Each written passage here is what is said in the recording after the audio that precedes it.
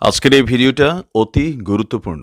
দেখা মাত্র প্রত্যেকটা বাংলাদেশী নাগরিক এটা ভিডিওটা শেয়ার করে দিবেন, কারণ আমি যে তথ্যগুলো দিচ্ছি। ঠিক দুদিন আগে একটি ভিডিওতে আমি বলেছিলাম জয়শঙ্কর সরাসরি বলেছেন সেভেন সিস্টার্স নিয়ে এবার ভারতবর্ষ নয়া একাধিক পরিকল্পনা করছে। সেই প্রথম পরিকল্পনায় তারা বলেছিলেন তারা এবার জাপানকে ইনভাইট করেছেন সেভেন সিস্টার্সে এসে যেন ইনফ্রাস্ট্রাকচার ডেভেলপমেন্টের একাধিক কর্মকাণ্ড তারা করেন। পরিষ্কার বোঝা যাচ্ছে মোহাম্মদ ইউনূসের একাধিক পদক্ষেপ ভারতবর্ষকে ভাবিয়ে তুলেছিল। বিশেষত মোহাম্মদ ইউনূস চেয়েছিলেন এই সেভেন সিস্টার্সকে ভারতের বিপক্ষে কাজে লাগিয়ে বাংলাদেশকে শক্তিশালী করতে এবং বাংলাদেশ যেন চিরন্তন সেভেন সিস্টার্সকে কাজে লাগিয়ে ভারতবর্ষের উপর দিনের পর দিন চাপ সৃষ্টি করতে পারে। তার জন্য এরা কি করেছিলেন, এরা চীনকে ইনভাইট করেছিলেন। এমনকি একাধিক খবরে বেরিয়েছিল বাংলাদেশের একদম সীমান্ত বরাবর একটি জায়গায় চীন নাকি তাদের একটি এয়ারবেস তৈরি করছে।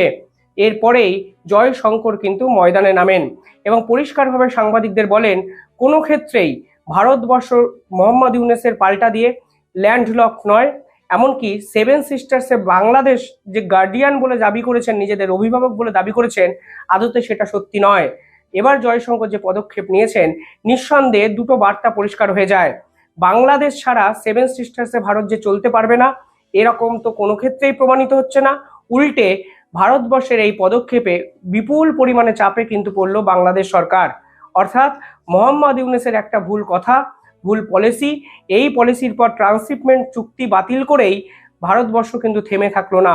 এবার 5,000 কোটি টাকার রেল প্রজেক্ট বাতিল করার সঙ্গে সঙ্গে বিকল্প একটা পথের সন্ধানও ভারতবর্ষের পক্ষ থেকে প্রাইমারি স্তরে কিন্তু জানিয়ে দেওয়া হলো, যা নিঃসন্দেহে মোহাম্মদ ইউনূসের রাতের ঘুম উড়িয়ে দিতে বাধ্য। অর্থাৎ আসলে সেভেন সিস্টার্সের আসল বসটা কে, তা কিন্তু প্রমাণ ভারতবর্ষের পক্ষ থেকে করে দেওয়া হলো। ভারতবর্ষ এর আগে বাংলাদেশে 3টি রেল প্রজেক্ট শুরু করার কথাবার্তা বলেছিলেন এবং শুরু করেছিলেন। শেখ হাসিনার সময় সম্পর্কটা তো একদম অন্যরকম ছিল, ফলে এই ধরনের সম্পর্ক জায়গায় মানে তলানিতে চলে যাবে তা হয়তো ভারতবর্ষ কখনো ভাবেনি।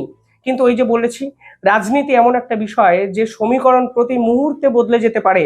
সেই সমীকরণ বদলানোর সঙ্গে সঙ্গে দেখা গেল মোহাম্মদ ইউনূস প্রো পাকিস্তান ও চায়না সেন্টিমেন্টটাকে কাজে লাগাতে চেষ্টা করলেন ডিপ্লোম্যাসি স্তরেও। তার জন্য ভারতবর্ষ বুঝলো এই মোহাম্মদ ইউনূসের বাংলাদেশের উপর বাজি ধরা কোনো ক্ষেত্রেই যায় না। তার জন্য ভারতবর্ষ 3টি রেল প্রজেক্ট এবং 5টা আনুষঙ্গিক যে প্রজেক্টগুলো আছে তার কাজ ইমিডিয়েট আকারে কিন্তু বন্ধ করলো। সেই ইনভেস্টমেন্টের পরিমাণ 5,000 কোটি টাকা। অর্থাৎ এই 5,000 কোটি টাকার কাজ থামিয়ে এবার ভারতবর্ষ অন্য আর এক জায়গায় ইনভেস্টমেন্ট করছে, যা বাংলাদেশকে সরাসরি চ্যালেঞ্জের একটা জায়গা কিন্তু করে দিল ভারতের পক্ষ থেকে। ভারতবর্ষ 3টে রেল প্রজেক্ট বাংলাদেশে করবে কথা দিয়েছিল। কারণটা কি? কারণ আপনারা জানেন ভারতবর্ষের সব থেকে ভঙ্গুর একটি জায়গা কিন্তু ডিপ্লোম্যাটিক জায়গা হলো শিলিগুড়ি করিডোর। মাত্র 22 কিলোমিটার একটা জায়গা, যে জায়গাটি সমগ্র ভারতের সঙ্গে উত্তর পূর্ব ভারতের 7টি রাজ্যের সংযোগ স্থাপনে কাজে লাগায়। আর এই শিলিগুড়ি করিডোর বা চিকেন স্নেকের দূরবর্তী স্থানে অবস্থান করে চায়না, একদিকে অবস্থান করে বাংলাদেশ। এতদিন অবধি বাংলাদেশ যেহেতু ভারতের মিত্র একটি রাষ্ট্র ছিল, তার জন্য চায়না থ্রেট কোনো ক্ষেত্রেই ভারতবর্ষকে বিপাকে ফেলেনি। কিন্তু বর্তমানে এই শিলিগুড়ি করিডোরকে ভাঙার চেষ্টা কিন্তু চায়না এবং বাংলাদেশ উভয় পক্ষ করছে। অর্থাৎ যদি এই শিলিগুড়ি করিডোরকে ডিস্টার্ব করা যায়, তাহলে উত্তর পূর্ব ভারতের সঙ্গে বাকি ভারতের কোনো সম্পর্ক থাকবে না এবং ভারতবর্ষ বিপদে পড়বে। ভারতবর্ষের পাহাড়ি যে ব্যবসা বাণিজ্য, অনেক ক্ষেত্রে কিন্তু সমস্যার মুখে ভারতবর্ষ পড়তে পারে। এই পরিকল্পনায় মোহাম্মদ ইউনূসের ছিল। তার জন্য ভারতবর্ষ শেখ হাসিনার সময় থেকে এই শিলিগুড়ি করিডোরের উপর চাপ কমানোর জন্য একাধিক রেল প্রজেক্ট বাংলাদেশ থেকে করার চেষ্টা করে। পরিকল্পনা এরকম ছিল, ভারত থেকে একটি লাইন বাংলাদেশে যাবে, বাংলাদেশ থেকে সেই লাইনটি ডিরেক্টলি ত্রিপুরা, আসাম বা উত্তর পূর্বের যে 7টি রাজ্য সেগুলোকে কানেক্ট করবে। এই প্রজেক্টের 90% টু 100% টাকা কিন্তু ভারত সরকারই দিয়েছিল। শুধুমাত্র ভারত সরকার চেয়েছিল বাংলাদেশের মাটিটাকে ব্যবহার করে এমন একটি রেল প্রজেক্ট তৈরি করতে যার সুবিধা বাংলাদেশের মানুষও যেন পায়। অর্থাৎ এই যদি রেল প্রজেক্ট চালু হতো, শুধুমাত্র ভারতবর্ষ উত্তর পূর্ব ভারতের সঙ্গে কানেক্ট করতো সেটা কিন্তু নয়, বাংলাদেশের মানুষও কিন্তু বিপুল আকারে সুযোগ সুবিধা পেতে পারত। কারণ উত্তর পূর্ব বাংলাদেশের যোগাযোগ ব্যবস্থা অত্যন্ত ভঙ্গুর। আর শুধু উত্তর পূর্ব ভারত নয়, বাংলাদেশ যে রেল প্রজেক্টগুলো করতে পারেনি সেইগুলো করারই কিন্তু চেষ্টা করেছিল ভারতবর্ষ। তিনটে প্রজেক্ট ভারতবর্ষ বা বাংলাদেশে একত্রে হচ্ছিল। প্রথম প্রজেক্ট ছিল Akhaura Agartala cross border rail link. এই প্রত্যেকটি প্রজেক্টের বিস্তারিত আমি আলোচনা করব, তাহলেই আপনারা বুঝবেন আসলে ভারতবর্ষ ঠিক কোন জায়গাটায় মারার চেষ্টা করলো বাংলাদেশের। 2 নম্বর প্রজেক্ট ছিল খুলাবুড়া শাহবাজপুর রেল প্রজেক্ট। সেই প্রজেক্টটি আবার খুলনা মঙ্গলাপুর রেল লিঙ্কে কানেক্ট করতে পারে। তৃতীয় যে প্রজেক্ট ছিল তা হলো Dhaka Tongi Joydebpur rail expansion project. অর্থাৎ পরিষ্কারভাবে বোঝা যাচ্ছে এই তিনটি প্রজেক্ট আসলে শুধুমাত্র বাংলাদেশের লাভ করতো সেটা নয়, ডিপ্লোম্যাটিক জায়গা থেকে ভারত এবং বাংলাদেশের সম্পর্ককে অনেক বেশি মজবুত করত। 1 নম্বর যে রেল প্রজেক্টটির কথা আমি বললাম তা হলো আকাউড়া আগরতলা রেল প্রজেক্ট। তার জন্য ভারত সরকার 400 কোটি টাকা বিনিয়োগ করবে এই প্রতিশ্রুতি কিন্তু দিয়েছিল। 12.24 অর্থাৎ 12.24 কিলোমিটার এই রাস্তার মধ্যে 6.78 কিলোমিটার রাস্তা কিন্তু বাংলাদেশের মধ্য থেকে রেল প্রজেক্টে থাকে এবং 5.46 কিলোমিটার রাস্তা কিন্তু ত্রিপুরার মধ্য থেকে যায়। অর্থাৎ ভারত এবং বাংলাদেশ উভয়ের মধ্যে যোগাযোগ স্থাপনের জন্য এই ধরনের রেল প্রজেক্ট অত্যন্ত গুরুত্বপূর্ণ একটা মাধ্যম ছিল, যা ভারত বাংলাদেশের ব্যবসায়ী সম্পর্ককেও কিন্তু উন্নত করেছিল। এই রেল প্রজেক্টটির প্রাথমিক লক্ষ্য ছিল এই রেল প্রজেক্টটি হওয়ার পর আসামের মাধ্যমে ট্রেড রুটটাকে আরো শক্তিশালী করা, কিন্তু ভারতবর্ষ পরিষ্কার জানিয়ে দিয়েছে এই ধরনের তারা এই প্রজেক্ট করবে না। সেকেন্ড যে রেল প্রজেক্টটির কথা আমি বলেছিলাম তা হলো Khulna Mongla port rail project. সেই পার্টিকুলার জায়গায় ভারতবর্ষ প্রায় 388.92 মিলিয়ন ডলার ইনভেস্ট করার একটা পরিকল্পনা নিয়েছিল এবং এই পুরো টাকাটাই বাংলাদেশকে লাইন অফ ক্রেডিট অর্থাৎ ধার হিসাবে দেওয়ার কথা কিন্তু ভারতবর্ষ ভেবেছিল, যার ভারতীয় যদি মুদ্রাটা দেখেন তাহলে দেখুন হিউজ, সেটা কিন্তু 3,300 কোটি টাকা।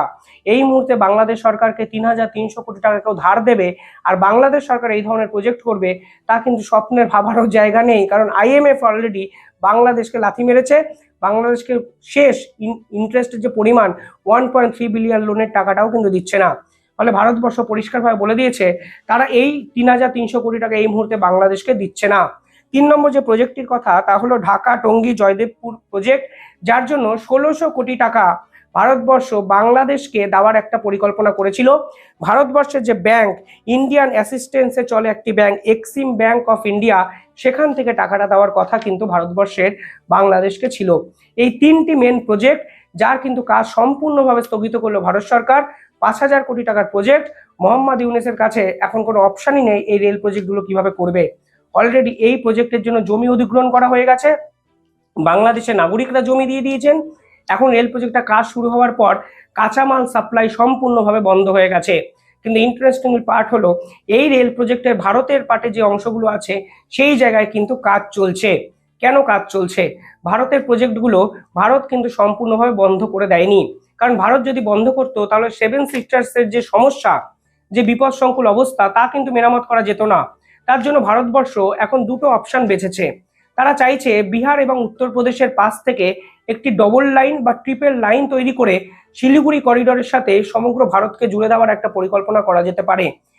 দ্বিতীয় যে পন্থাটা তারা বেছেছে এই মুহূর্তে অপশন হলো নেপাল এবং ভুটানের সঙ্গে কানেক্ট করে রেল লিঙ্কটাকে করে আমরা যেন 7 সিস্টার্সের সঙ্গে ভারতের এই কানেক্টিভিটিটাকে মজবুত করি। অর্থাৎ বাংলাদেশ আউট, বিকল্প পদ্ধতিতে নেপাল এবং ভুটানকে এই সমস্ত প্রজেক্টে ঢুকিয়ে দেওয়া যেতে পারে। এক কূটনীতিবিদ বিভিন্ন ক্ষেত্রে বলছিলেন নেপালের সঙ্গে অলরেডি আমরা একাধিক রেল লিঙ্ক করেছি। নেপালের সঙ্গে ভারতবর্ষের এই মুহূর্তে কিন্তু সব থেকে ইম্পর্টেন্ট বিরাটনগর এবং নিউ মাল রেল লিঙ্ক আছে, যার দৈর্ঘ্য 190 কিলোমিটার। এছাড়া আরও বিভিন্ন রেল লিঙ্ক আছে, যেমন গলগলিয়া এবং ভদ্রপুর রেল লিঙ্ক, যার দৈর্ঘ্য কিন্তু 125 কিলোমিটার। অর্থাৎ নেপালের সঙ্গে কিন্তু আমরা এই ধরনের রেলপথে কাজকর্ম করেছি, কিন্তু বাংলাদেশের এই রেল প্রজেক্ট স্টপ করে নেপালকে কি ব্যবহার করা যেতে পারে? কালকে যদি নেপালের পরিবর্তন হয়, নেপালের অবস্থা যদি বাংলাদেশের চেয়েও ভয়ঙ্কর একটা জায়গায় চলে যায়, তাহলে নেপালও কি একটা বিশ্বাসযোগ্য প্রতিবেশী রাষ্ট্র হিসাবে আমাদের সঙ্গে সম্পর্ক রাখবে? প্রশ্ন অনেক, কিন্তু যেটা সব থেকে বড় প্রশ্ন, এই 5,000 কোটি টাকার প্রজেক্ট বরাদ্দ কমপ্লিটলি বন্ধ করে দিয়ে মোহাম্মদ ইউনূসকে পথে বসালো ভারত। এরপরে মোহাম্মদ ইউনূস এই রেল লাইনগুলো অর্ধেক শেষ হওয়া রেল লাইনগুলো নিয়ে কি করবেন উনি নিজেই জানেন। যারা ওর জন্য জমি দিলেন বাংলাদেশের মানুষ তারা জানেন। আদতে তারা সর্বশান্ত হলেন শুধুমাত্র মোহাম্মদ ইউনূসের ভুল ডিপ্লোম্যাটিক পলিসির জন্য? আপনারা কি ভাবছেন কমেন্টে জানাবেন।